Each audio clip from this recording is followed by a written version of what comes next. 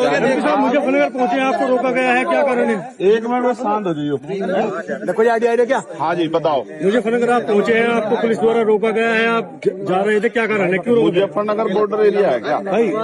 जो मुजफ्फरनगर में कोई किसी के दुख में शामिल नहीं होने जा सकता है। भाई पुलिस का काम है अपराध रोकना, किसी के दुख को जो कोई बांटने जा रहा है उसे रोकना पुलिस का काम नहीं है।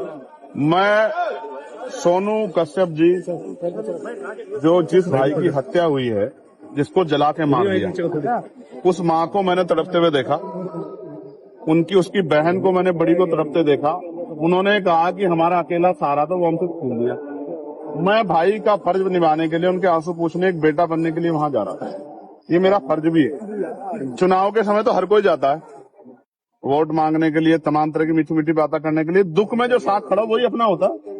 मैं अपना होने का फर्ज निभाने जा रहा था, मगर मुझे पता लगा कि यहाँ अचानक से हमारे सम्मानित जो अधिकारी, उन्होंने ट्रैक्टर ट्रॉली रोक के वो मेरे सामने आ गए। अब वो मुझसे कह रहे हैं कि आप नहीं जा सकते। मैं ये पूछना चाहता हूँ कि भाई क्यों नहीं जा सकता हूँ? घटना यहाँ की नहीं है, घटना मेरठ में हुई है। क्या किसी परिवार को उत्तर प्रदेश में, जो पिछड़े वर्ग का परिवार है, कमजोर वर्ग का परिवार है, क्या उसको सांत्वना देना भी अपराध हो गया? तो मुझे सारी बात में एक चीज समझ आई है कि मैं राजनीतिक अछूत हो गया हूँ। यहाँ उत्तर प्रदेश में मैं किसी पीड़ित की आवाज नहीं उठा सकता। मैं आवाज उठाने जाऊंगा तो मुझे बंद किया जाएगा। इसका एक तरीका मेरी समझ में आया, मैं इनको रास्ता बता रहा हूँ कि जैसे पिछली बार मुझे गोली लगी थी 23 में, मेरी ये हत्या करवा दे पुलिस वाले मिलकर सारे सरकार के साथ। क्योंकि जब तक मैं जिंदा रहूंगा, अगर मैं खाट पे भी रहा, पिलंग पे भी रहा, तो भी बोलता रहूंगा। तब भी जब भी इन पर अन्याय होगा मैं बोलूंगा, पिछड़ों पे, दलितों, मुसलमानों पे, गरीबों पे, बहनों पे। तो एक ही तरीका है इनके पास। ये लोकतंत्र को कुचल रहे हैं, ये संविधान को चल रहे हैं, ये मेरी हत्या करवा दें।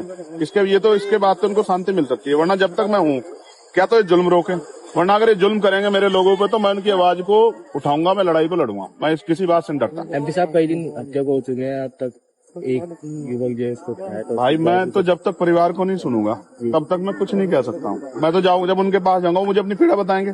जब मुझे अपनी पीड़ा बताएंगे तभी मैं आगे की बात तो कर पाऊंगा। मैंने तो डिमांड की थी कि इस परिवार को कम से कम 50 लाख रुपए का मुआवजा मिले। क्योंकि देखो मेरी बात सुनो, आप भी पत्रकार साथी हो, अगर आपके तो दुर्घटना हो, आपके बच्चों को क्या होगा? भाई कमाने वाला था, वो चला गया, उसकी बुजुर्ग माँ, उसका क्या होगा? 10 दिन तो सब आएंगे।